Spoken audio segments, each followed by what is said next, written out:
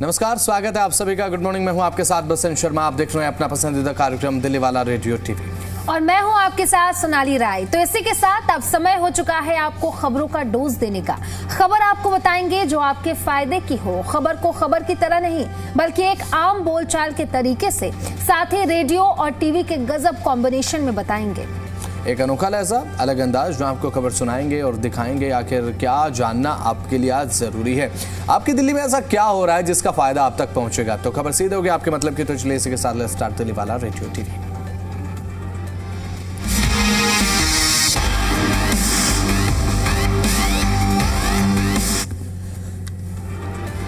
तो चलिए इसी के साथ कार्यक्रम की शुरुआत करते हैं सोनाली। और दिल्ली में बढ़ते हुए वायु प्रदूषण को लेकर सरकार ने एक और बड़ा सख्त कदम उठाया है। खासकर निर्माण कार्यों से जुड़े जो धूल रोकने के लिए अब नियमों में पहले से ज्यादा इन नियमों को कठोर बना दिया गया है।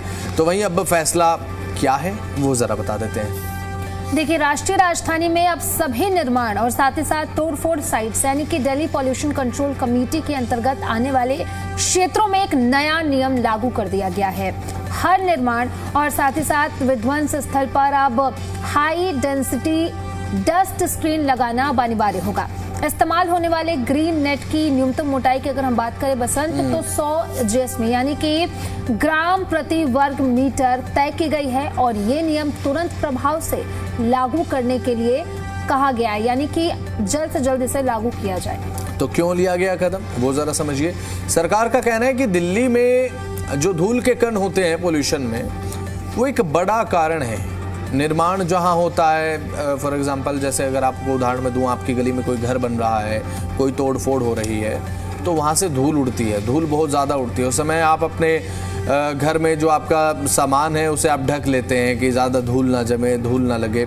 तो धूल जब ज़्यादा उड़ती है तो ऐसे ही अलग अलग जगह पर जब दिल्ली में पूरा निर्माण कार्य चलता है, कहीं कहीं अलग अलग डिफरेंट साइट्स पर, तो यही धूल के कण जो है वो पोल्यूशन का कारण बन जाते हैं। बिल्कुल सूक्ष्म कण PM 2.5 जैसे PM 10, ये पोल्यूशन का एक बहुत बड़ा कारण है। और जैसे खतरनाक जो कण हैं वो बढ़ जाते हैं, सीधे लोगों की सेहत को प्रभावित करने लगते हैं ये कण। पहले और अब में क्या फर्क होगा, पहले नियम क्या था वो जरा जानिए।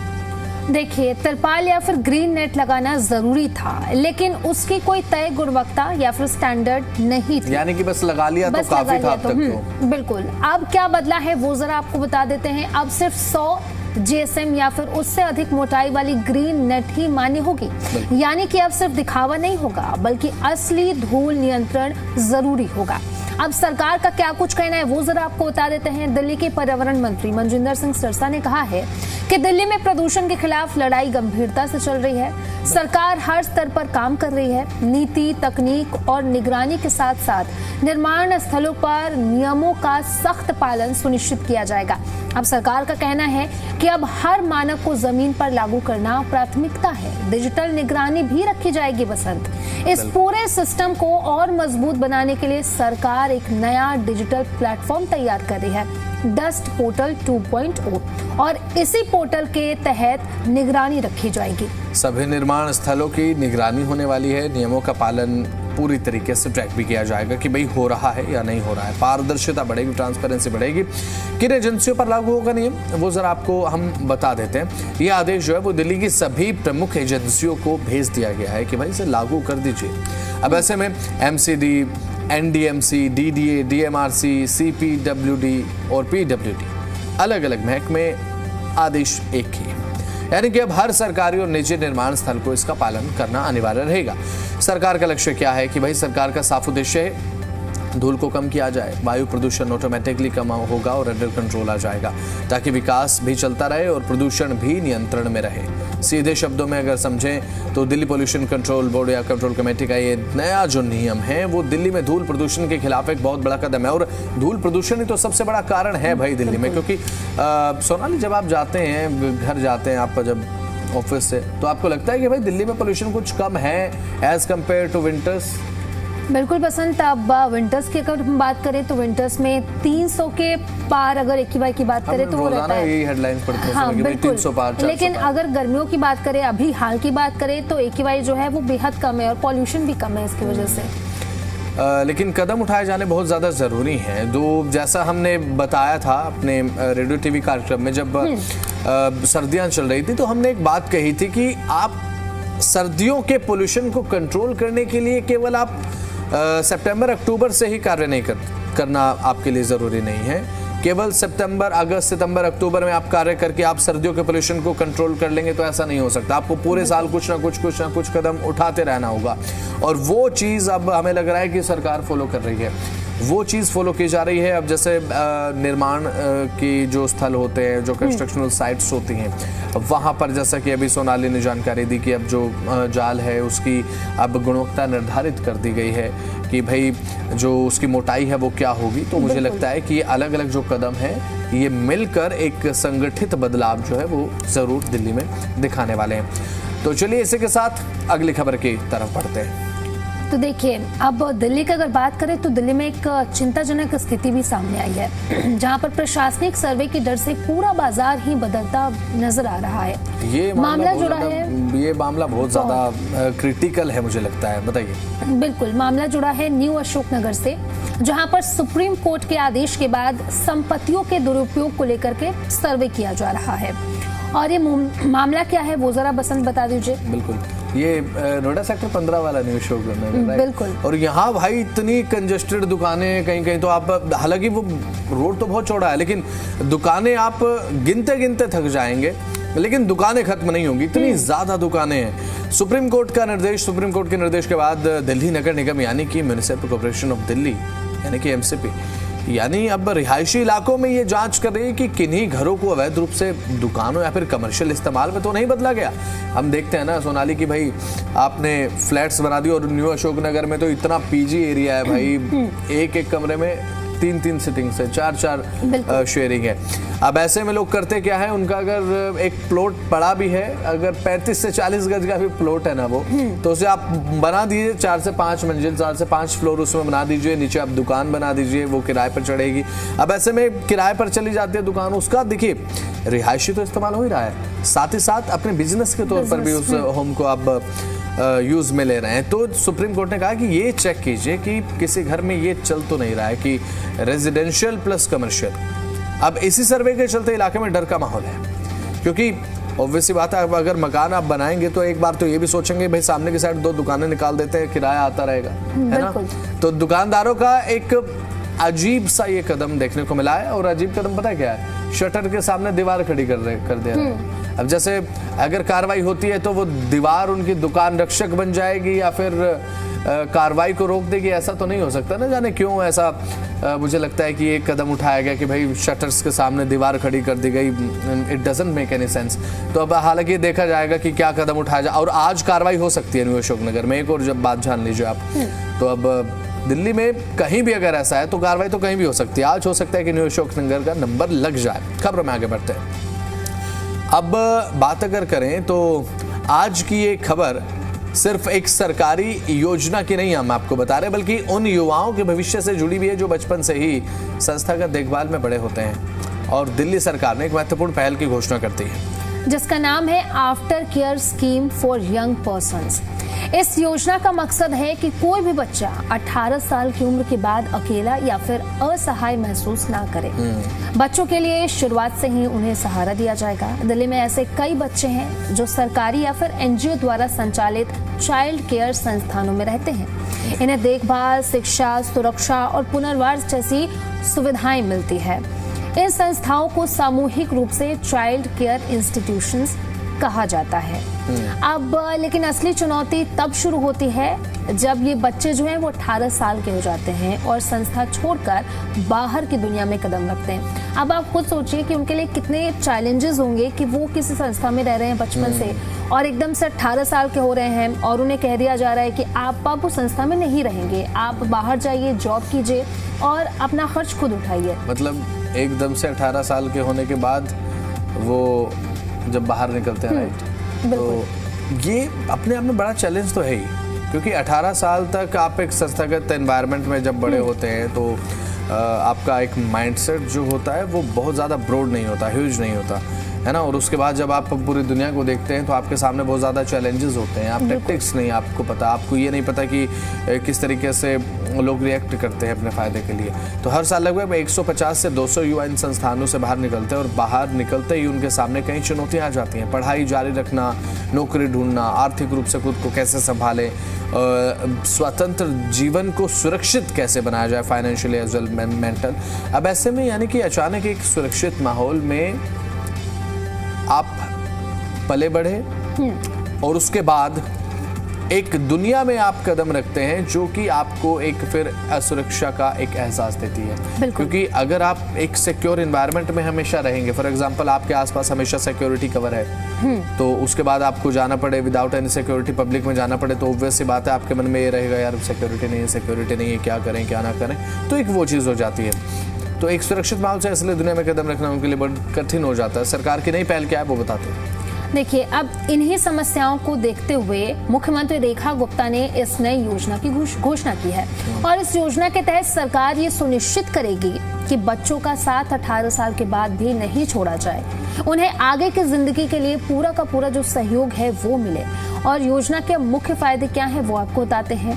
इस आफ्टर केयर स्कीम के तहत युवाओं को कई तरह की मदद मिलेगी। कॉलेज की पढ़ाई के लिए आर्थिक सहायता होगी, स्किल डेवलपमेंट और प्रोफेशनल ट्रेनिंग दिए जाएंगे, रोजगार पाने में मदद की जाएगी, स्टाइपेंड और आर्थिक सपोर्ट भी किया जाएगा, काउंसलिंग, करियर गाइडेंस और साथ ही साथ स्वतंत्र जीवन जीने के लिए मार्गदर्शन दिया जाएगा। और मुझे लगता है कि बसंत कहीं ना कहीं ये जरूरी भी है, क्योंकि आप 18 साल तक कहीं एक सुरक्षित माहौल में पले बढ़े और एकदम से 18 साल के बाद आपको अकेला छोड़ दिया जाए, क्योंकि उनके पेरेंट्स भी नहीं होते हैं, वो एनजीओ में पल रहे हैं। तो मुझे लगता है कि सरकार की तरफ से ये जो कदम है वो बेहद महत्वपूर्ण है और बहुत अच्छा कदम जो है बच्चों के लिए उठाया गया है। बिल्कुल। तो चलिए इसी के साथ अब खबरों में आगे बढ़ते हैं। दिल्ली के मौसम की अगर बात करें, मौसम एक बार फिर से अपना मूड चेंज करने को तैयार है। जहाँ एक तरफ तेज धूप अभी तक पिछले कुछ दिनों में लोगों को परेशान करने ही लगी थी, तो वहीं अब मौसम विभाग ने एक नया अपडेट देकर थोड़ी सी राहत दे दी। आईएमडी के मुताबिक नए पश्चिमी विक्षोभ सक्रिय होने के चलते दिल्ली समेत एनसीआर के रीजन में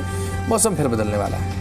बिल्कुल, और इसी वजह से सोमवार और मंगलवार के लिए येलो अलर्ट जारी किया गया है। और कल मौसम इसी तरीके से देखने को मिला भी था, क्योंकि कल के लिए येलो अलर्ट था। कल बहुत ज्यादा इसका असर तो देखा नहीं गया, लेकिन आज हो सकता है कि बारिश हो जाए दिल्ली में। बिल्कुल, अब देखने वाली बात होगी कि आज बारिश होती है या फिर नहीं होती है, क्योंकि लगातार 2 दिनों से अगर हम बात करें तो तापमान में बढ़ोतरी दर्ज की गई है। तापमान जो है वो बढ़ा है और इसकी वजह से काफ़ी परेशानी हो रही है। अगर दोपहर की बात करें तो दोपहर के वक्त अगर आप अपने घरों से बाहर निकलते हैं तो चिलचिलाती धूप और साथ ही साथ लू का भी कहीं ना कहीं असर हमें देखने को मिलता है। पिछले दिनों का बारिश के बाद तापमान में हल्की बढ़ोतरी जरूर हुई है, लेकिन अब फिर से मौसम सुहावना होने के आसार है। यानी कि मौसम फिलहाल फुल टाइम कंफ्यूज मोड में चल रहा है, कभी बारिश कभी धूप। मौसम विभाग की बात करें तो कल को लेकर के भी अलर्ट जारी किया गया था, लेकिन कल ऐसी स्थिति देखने को नहीं मिली। अब आज देखने वाली बात होगी कि बारिश, आसमान में कल हाँ बादल थे, लेकिन तापमान में जो है बढ़ोतरी थी, गर्मी बहुत थी कल। अगर आप शाम के वक्त भी कल मैं बाहर निकली तो शाम के वक्त भी बहुत ज्यादा गर्मी थी। अब आज देखने वाली बात होगी कि बारिश होती है या फिर नहीं होती। बिल्कुल, और क्योंकि आज येलो अलर्ट तो दिया गया है एमडी विभाग की तरफ से, तो थोड़ा आपको अलर्ट भी रहना चाहिए। घर से बाहर अगर जा रहे हैं तो अपने बैग में छाता रख लेंगे तो इट्स गुड फॉर यू। अब ऐसे में आईएमडी ने अलर्ट दिया और मुझे लगता है कि जब ये अलर्ट मिलता है ना कि आने वाले 3 से 4 दिन जो हैं वो बारिश हो सकती है, बारिश की संभावना है, तो आप इसे कह लीजिए कि भाई कोई इंटरनल प्रभाव आपके ऊपर पड़ता है या फिर साइकोलॉजिकल इफेक्ट होता है कि भाई आपके मन में ना ये टेंशन तो एक खत्म हो जाती है, यार चलो शुक्र है कि बहुत ज़्यादा गर्मी तो आने वाले 4 दिनों में नहीं पड़ेगी, शुक्र है इससे पीछा छूटा।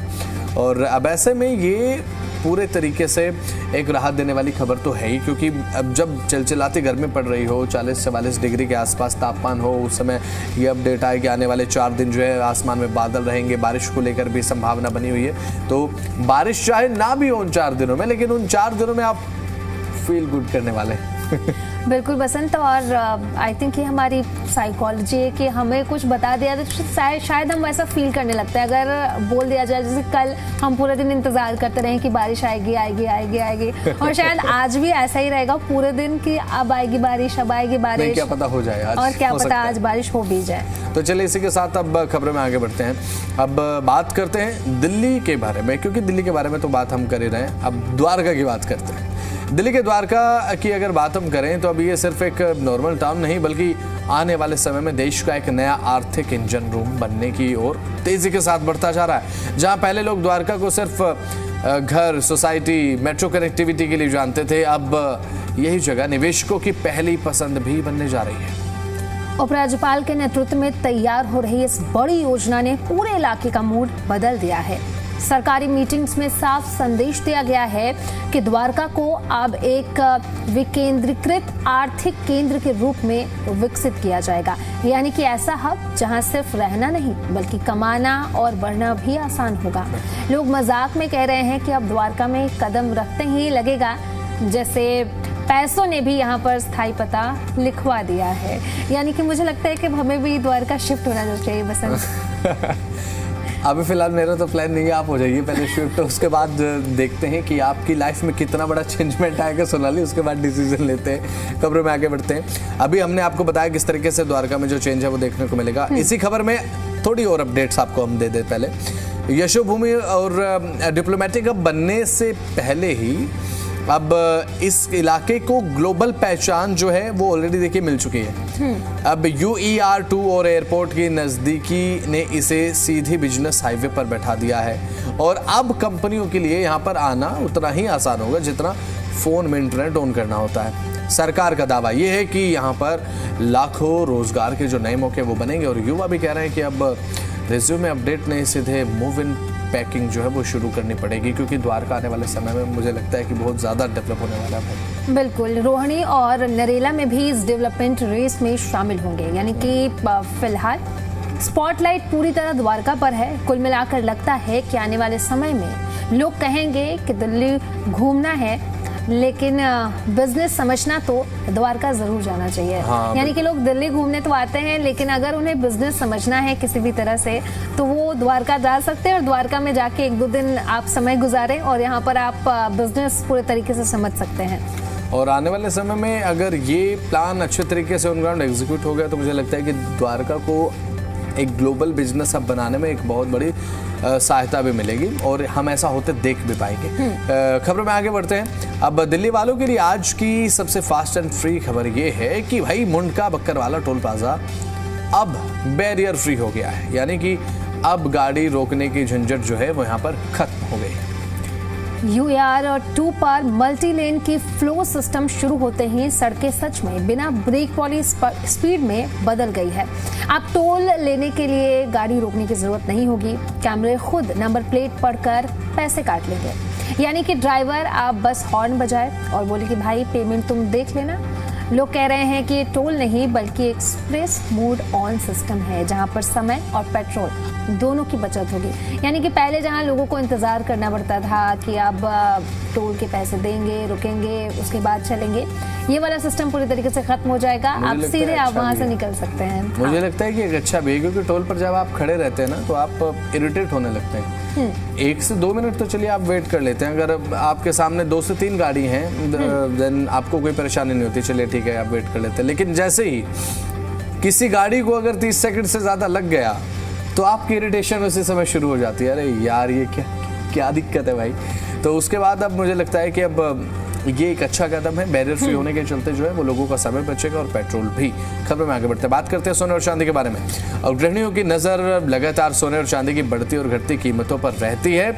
तो अब आज की डेट में 10 ग्राम 24 कैरेट सोने के भाव हैं 1,52,280 रुपए प्रति 10 ग्राम। वहीं पर अगर चांदी की कीमत की बात करें तो ये है 2,61,300 रुपए प्रति किलोग्राम के हिसाब से। यानी कि सोने और चांदी के दाम में बहुत ज्यादा कुछ बदलाव देखने को नहीं मिला है, लेकिन प्रधानमंत्री नरेंद्र मोदी ने जरूर कहा है सोने को लेकर कि अगले 1 साल तक आप सोना ना खरीदें। इसको कैसे देखते हैं बसंत? इसको मैं अपनी नज़रों से ही देखता हूँ सोनाली, क्योंकि देखिए अभी फिलहाल प्रधानमंत्री नरेंद्र मोदी तो ये कह ही रहे हैं कि आने वाले 1 साल के लिए अब सोना न खरीदें, क्योंकि देखिए इसके पीछे का एक लॉजिक ये है कि जब आप गोल्ड की बात करते हैं, क्योंकि गोल्ड को एक सेफ साइड के रूप में लोग देखते हैं, चाहे बात हम भारत की करें या फिर गोल्ड रिजर्व तो हर कंट्री में होता है, और इसका जो लेन देन होता है ना वो इंटरनेशनल करेंसी के रूप में होता है, यानी कि विदेशी मुद्रा के रूप में। और जब अब विदेशी मुद्रा का आदान प्रदान किसी देश पर होता है तो वहां पर इन्फ्लेशन रेट बहुत ज्यादा हाइक होते हैं, बहुत ज्यादा प्रभावित होते हैं। अब ऐसे में महंगाई दर बढ़ना घटना, इसमें विदेशी मुद्रा का बहुत ज्यादा रोल है, और विदेशी मुद्रा को सीधा प्रभावित करता है, सीधा अफेक्ट करता है कि आपका गोल्ड रिजर्व क्या है या फिर गोल्ड कितना खरीदा जा रहा है या फिर बेचा जा रहा है। इसीलिए ये बात कही है।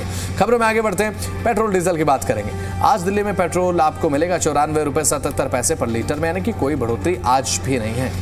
और डीजल की बात अगर करें तो 87 रुपए 67 पैसे प्रति लीटर, CNG 77 रुपए 9 पैसे प्रति किलोग्राम के हिसाब से। वहीं अगर नोएडा की बात करें तो पेट्रोल की कीमत है 95.12 पर लीटर के हिसाब से, डीजल की कीमत की बात करें तो ये 88.29 पर लीटर के हिसाब से, और CNG की कीमत की बात करें तो यह है 85.71 प्रति किलोग्राम के हिसाब से। किलोग्राम की बात करें तो पेट्रोल की कीमत है 95.65 पर लीटर के हिसाब से, डीजल की कीमत की बात करें तो यह 88.10 पर लीटर के हिसाब से, और बात करें CNG की तो CNG की कीमत है 82.12 किलोग्राम के हिसाब से।